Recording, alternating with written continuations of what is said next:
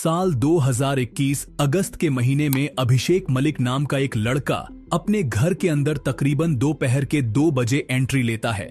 जैसे ही वह घर के अंदर जाता है वह जोर से चिल्ला उठता है, क्योंकि उसने देखा कि उसके घर की हर दीवार, फर्श और यहाँ तक कि घर के हर कपड़े लाल रंग से सने हुए हैं। उसका पूरा परिवार मौत की नींद सो रहा था। लेकिन जब इस घटना की सच्चाई बाहर आती है कि आखिरकार इस घटना को किसने और क्यों अंजाम दिया, तो आसपास के लोग तो क्या, पुलिस भी दंग रह जाती है। इस घटना को जानकर सभी को यह यकीन नहीं हो पाता कि ऐसा भी हो सकता है। इसलिए मुझे लगता है कि हर एक परिवार को इस घटना के बारे में पता होना चाहिए, क्योंकि अभिषेक मलिक के परिवार को भी इस दुनिया में होने वाली ऐसी घटनाओं का कोई अंदाजा नहीं था। अगर उन्हें पता होता तो मुझे नहीं लगता कि आज मैं उनकी कहानी सुना रहा होता। तो चलिए हम मिलकर इस घटना की शुरुआत से जानते हैं और देश विदेश की डार्क रियलिटी से रूबरू होते हैं। यह घटना रोहतक के विजयनगर की है, जहां एक प्रॉपर्टी डीलर प्रदीप मलिक अपने परिवार के साथ रहता था। उनके परिवार में उनकी पत्नी बबली देवी, उनके 2 बच्चे अभिषेक मलिक जिसका उम्र 20 साल था और उनकी बेटी नेहा मलिक जिसका उम्र 18 साल था, और उनके साथ उनकी नानी भी रहती थी। अभिषेक मलिक रोहतक में अपनी 12वीं कक्षा की पढ़ाई पूरी करने के बाद दिल्ली चला जाता है, जहां वह एक एयरलाइन कंपनी में कैब क्रू का कोर्स करता है। कोर्स पूरा करने के बाद वह वापस रोहतक लौट आता है। अभिषेक मलिक अपने घर वापस आकर फिर से बीकॉम की पढ़ाई शुरू कर देता है और उसकी बहन नेहा की पढ़ाई भी जारी रहती है। प्रदीप मलिक जो एक प्रॉपर्टी डीलर थे, उनके पास पैसों की कोई कमी नहीं थी। जमीन जायदाद और पैसा उनके पास बहुत था और उनका इकलौता वारिस अभिषेक मलिक था। इतना अधिक पैसा और संपत्ति होना उतना ही ज्यादा खतरा लेकर आता है। इसलिए सुरक्षा के लिए प्रदीप मलिक ने हथियारबंद बॉडीगार्ड रखे हुए थे और कुछ हथियार भी घर में रखे थे। इसके अलावा घर के अंदर एक तमंचा यानी एक गन भी रखी थी, जिसे अभिषेक और उसके पूरे परिवार को चलाना सिखाया गया था, ताकि किसी भी आपातकालीन स्थिति में वे खुद का बचाव कर सकें। अब तक सब कुछ ठीक चल रहा था। पूरा परिवार खुशी खुशी अपनी जिंदगी जी रहा था। लेकिन अचानक अभिषेक मलिक के स्वभाव में कुछ अजीब बदलाव आने लगे। उसकी हरकतें इतनी बदल चुकी थीं कि परिवार के सदस्य परेशान हो गए थे। वे यह सोचने लगे कि आखिर यह क्या हो रहा है। इसी दौरान उसकी बहन नेहा मलिक ने एक दिन अपने भाई को कुछ ऐसा करते हुए देख लिया, जिसे देखकर वह शॉक हो गई। उसे तो यह भी नहीं सोचा था कि उसका भाई ऐसा कुछ करेगा। खैर, जो कुछ भी नेहा ने देखा था वह इस घटना का मुख्य कारण बन जाता है। यह घटना आगे की कहानी का अहम हिस्सा बन जाती है, जिसे आप धीरे धीरे जानेंगे। समय और घटनाएं बीतती जाती हैं और अब समय आ चुका था कि कुछ गंभीर घटनाएं घटने वाली थीं। अगस्त 2021 का महीना था, जब सुबह सुबह अभिषेक मलिक अपने दोस्तों के साथ पार्टी करने के लिए होटल जाता है। वहां वह खूब पार्टी करता है और एंजॉय करता है। फिर तकरीबन दोपहर के 2 बजे वह अपने घर वापस लौटता है। घर पहुंचकर वह दरवाजे पर खड़ा होकर डोर बेल बजाता है, लेकिन काफी देर हो जाती है, लेकिन घर के अंदर से कोई दरवाजा नहीं खोलता। इस पर अभिषेक ने अपनी मां को कॉल किया, लेकिन उसने कॉल नहीं उठाई और न ही कॉल बैक किया। थोड़ी देर इंतजार करने के बाद उसने पापा, बहन और नानी को भी कॉल किया, लेकिन किसी ने कोई जवाब नहीं दिया और न ही कॉल बैक आया। दरवाजा भी नहीं खुला। अब अभिषेक को घबराहट होने लगी और वह काफी डर गया था। डर के मारे उसने अपने मामा को कॉल किया और बताया, अंदर से कोई दरवाजा नहीं खोल रहा है, न ही कोई कॉल पिक कर रहा है। ऐसा क्यों हो रहा है मुझे नहीं पता, मुझे बहुत डर लग रहा है, आप जल्दी से आ जाओ। मामा ने जवाब दिया, तुम चिंता मत करो, मैं अभी आता हूं। क्योंकि मामा आसपास के इलाके में रहते थे। कुछ ही देर में वह गाड़ी लेकर वहां पहुंच गए। मामा के आने के बाद स्थानीय लोग भी वहां जमा हो गए थे। मामा के साथ जैसे तैसे घर के अंदर एंट्री ली जाती है। जैसे ही सभी लोग घर के अंदर प्रवेश करते हैं, वहां का नजारा देखकर सबके होश उड़ जाते हैं। सबसे पहले अभिषेक ने ग्राउंड फ्लोर पर देखा कि उसके पिता प्रदीप मलिक जमीन पर बुरी हालत में पड़े हुए थे। देखते ही ऐसा लग रहा था जैसे किसी ने प्रदीप मलिक को करीब से गोली मारी हो और सिर पर पट्टी बांधकर उनका काम तमाम किया हो। हिम्मत जुटाकर अभिषेक मलिक आगे बढ़ता है और फर्स्ट फ्लोर पर जाता है। वहां पहुंचने के बाद उसने देखा कि उसकी बहन नेहा मलिक भी अपने कमरे में उसी हाल में बिखरी पड़ी थी।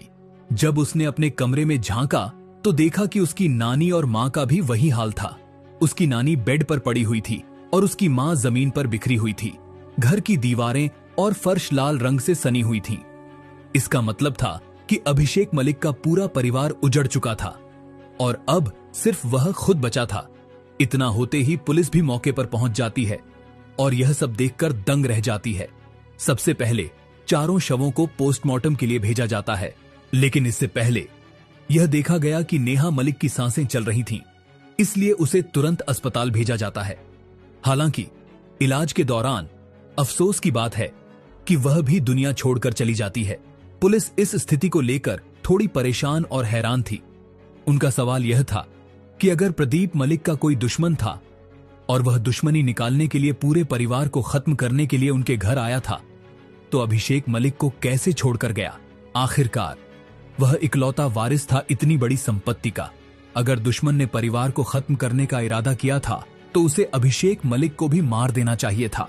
यह सवाल पुलिस के लिए बहुत अहम था, क्योंकि जिस तरह से चारों को मारा गया था, उसे देखकर ऐसा लगता था कि यह काम किसी बाहरी व्यक्ति का नहीं बल्कि किसी करीबी का था, क्योंकि गोली कनपटी पर करीब से मारी गई थी और अगर कोई बाहरी व्यक्ति होता तो वह दूर से गोली मारता, न कि इतना करीब से। अब यह किसी भी करीबी व्यक्ति का काम हो सकता था, जैसे कि चाचा, ताऊ, फूफा, मामा या फिर खुद अभिषेक मलिक भी। इसीलिए पुलिस ने सबसे पहले यह जानने की कोशिश की कि उस घटना के वक्त अभिषेक मलिक कहां था और क्या कर रहा था। छानबीन के बाद यह पता चलता है कि अभिषेक मलिक तो एक होटल में अपने दोस्तों के साथ पार्टी कर रहा था। उसकी सीसीटीवी फुटेज भी मिल गई, जिससे पुलिस को यह यकीन हो गया कि इस घटना में अभिषेक मलिक का कोई हाथ नहीं था।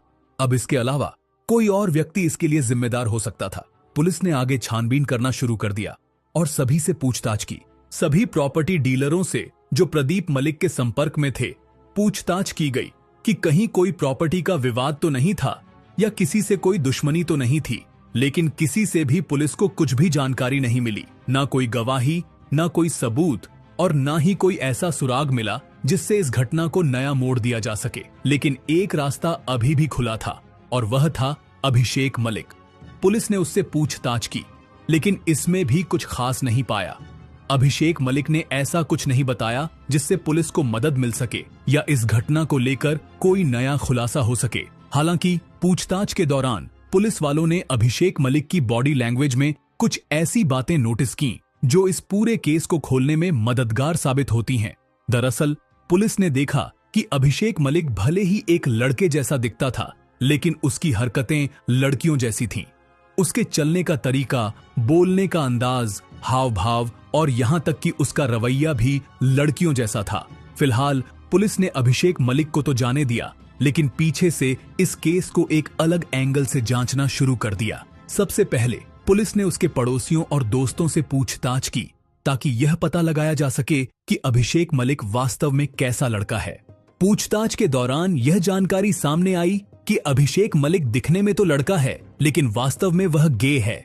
दूसरे शब्दों में वह समलैंगिक है और लड़कों में रुचि रखता है। यह जानकारी पुलिस के लिए बहुत महत्वपूर्ण साबित हुई। इसके बाद पुलिस ने बिना देरी किए उसका मोबाइल जब्त कर लिया और उसकी कॉल डिटेल्स निकाली। कॉल डिटेल्स से पता चला कि अभिषेक का एक बॉयफ्रेंड है जिसका नाम कार्तिक है। हालांकि इसका मतलब यह नहीं था कि सिर्फ इसीलिए कार्तिक ने इस घटना को अंजाम दिया है। पुलिस ने एक तरफ जहां कार्तिक को ढूंढने की प्रक्रिया शुरू की, वहीं दूसरी तरफ अभिषेक मलिक को पकड़कर थाने ले जाया गया। वहां उसे बैठाकर सख्ती से पूछताछ की गई। जब उससे गहराई से सवाल जवाब किए गए तो जो सच्चाई सामने आई वह वाकई हैरान करने वाली थी। आखिरकार अभिषेक मलिक ने ऐसा क्या खुलासा किया? दरअसल कहानी यहां से थोड़ा और पीछे चली जाती है। यह तब की बात है जब अभिषेक ने अपनी 12वीं कक्षा पूरी करने के बाद दिल्ली में एक एयरलाइन कंपनी में केबिन क्रू का कोर्स करने के लिए दाखिला लिया था। वहां उसी बैच में एक और लड़का कार्तिक भी कोर्स करने आया। कार्तिक भी समलैंगिक था, यानी उसे भी लड़कों में रुचि थी। चूंकि दोनों एक ही बैच में थे और उनकी रुचियां भी मिलती जुलती थीं, कोर्स के दौरान वे एक दूसरे के करीब आ गए। धीरे धीरे उनकी दोस्ती रिश्ते में बदल गई। समय बीतता गया और उनका कोर्स पूरा हो गया।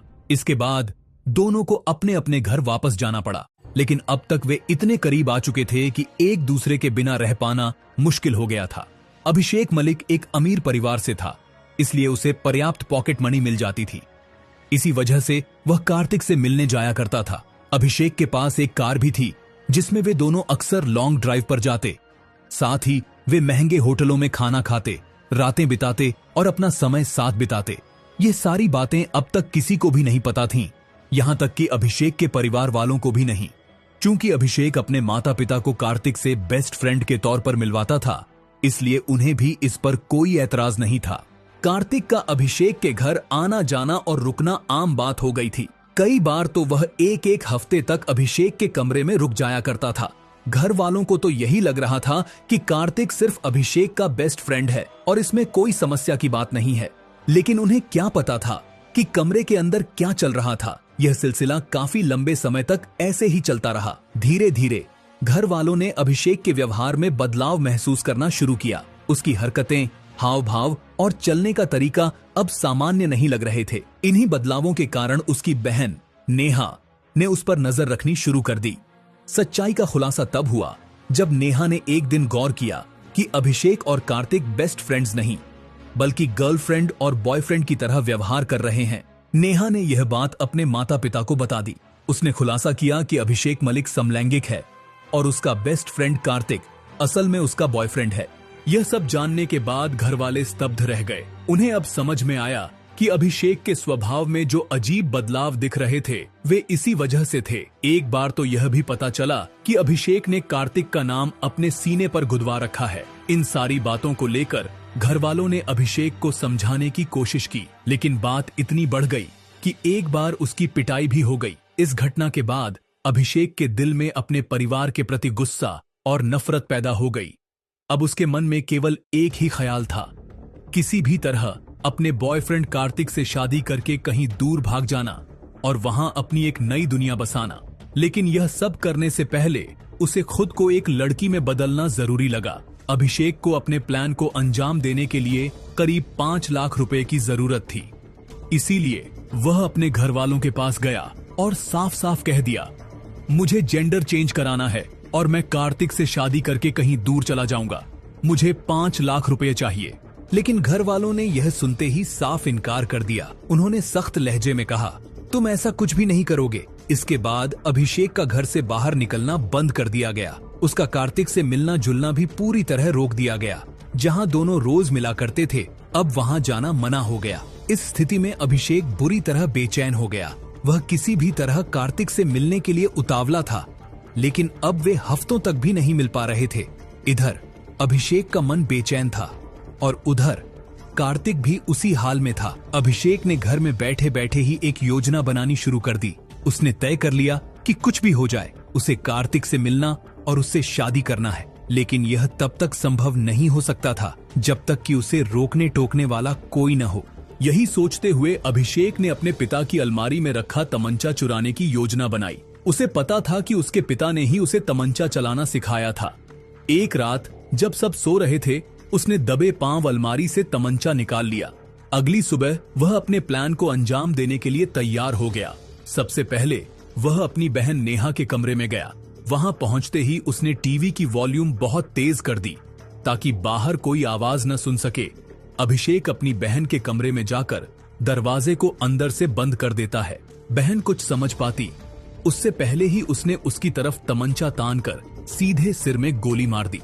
इसके बाद अभिषेक अपने कमरे में गया और वहां से अपनी दादी को बुलाने के लिए आवाज लगाई। उसने दादी से कहा कि वह उन्हें अपनी गिटार की धुन सुनाएगा, क्योंकि वह गिटार बजाने में रुचि रखता था। दादी उसके कमरे में चली गई और जैसे ही उन्होंने बिस्तर पर बैठने की कोशिश की, अभिषेक ने उनके सिर में भी गोली मार दी। इसके बाद वह दबे पांव नीचे उतरा और अपनी मां के पास गया, जो उस समय रसोई में खाना बना रही थीं। अभिषेक ने अपनी मां से कहा, नानी मेरे कमरे में है। उसकी मां खाना लेकर दादी को देने के लिए ऊपर जाने लगी और अभिषेक उनके पीछे पीछे चल दिया। जैसे ही उसकी मां ने कमरे में दादी का खून से लथपथ शव देखा, वह घबराकर पीछे मुड़ी और अभिषेक से कुछ कहने की कोशिश की। लेकिन इससे पहले कि वह कुछ बोल पाती, अभिषेक ने बिना देर किए उनकी भी सिर में गोली मार दी। अब घर में केवल उसके पिता बचे थे, जो नीचे किसी प्रॉपर्टी डीलर से बातचीत कर रहे थे।